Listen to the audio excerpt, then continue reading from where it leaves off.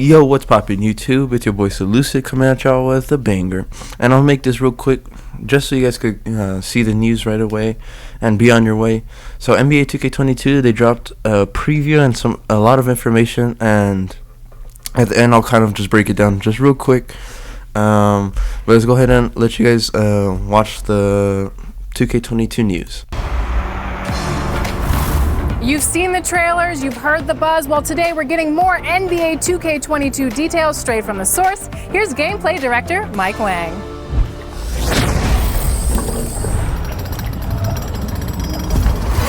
I know you want to learn more about NBA 2K22, so here to talk about it is the source himself, gameplay director Mike Wang. Welcome again to 2K TV. Always a pleasure having you on. It's a great pleasure being here again, Alexis. How are you doing?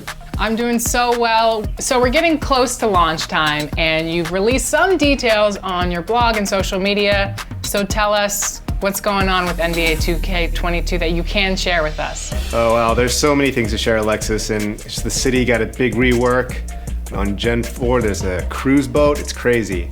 There's just so much going on with gameplay, an all-new defensive mechanic system that feels way better to me. It's a lot more fun, a lot more competitive, and just across the board, so many areas were touched. So I don't know where we want to start, but let's talk about some gameplay maybe. All right, let's do that. What do you think the community is going to be most excited about with gameplay changes?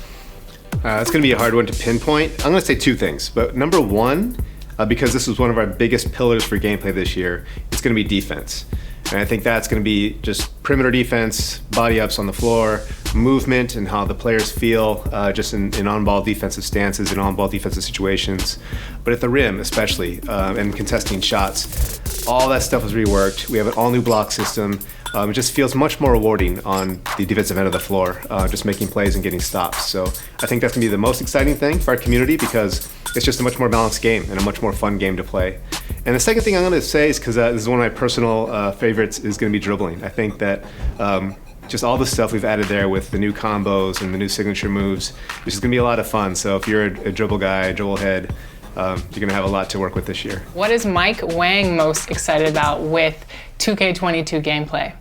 Yeah, and that's, I think just what I alluded to is just the game feels way more balanced, and it makes more sense just in terms of how we're rewarding players if they are doing the right thing on the court. I know it sounds really general and really basic, but a lot of times in the past, sometimes you'd make the right play or do the right thing, but you weren't always rewarded for it. And in 2K22, I feel like that's it's much more just a one-to-one. If you make the right play, you get rewarded. You get the right stops or you score. So just shooting open shots, taking high IQ shots, much more rewarded. It just feels way better to make the right play, get open, knock down those open jumpers. They're so much fun to play with. And Luka too, right? We brought in Luka from OCAP, and he gave us his patented step back jumper and his moves, and so the nicest guy and super funny, just a pleasure to work with. So we're so excited that he's our cover guy this year. And that's awesome.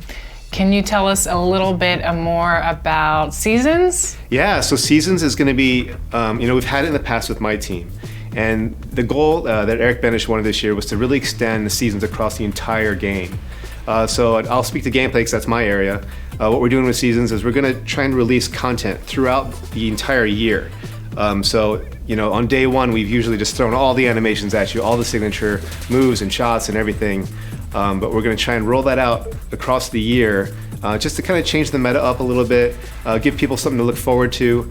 And it's really going to, I think, just prolong the life of the game and make people just excited to try new things as the year goes on. Mike, I know that a lot of players love making the dominant archetypes of NBA 2K and NBA 2K21. It seemed like it was the power forward.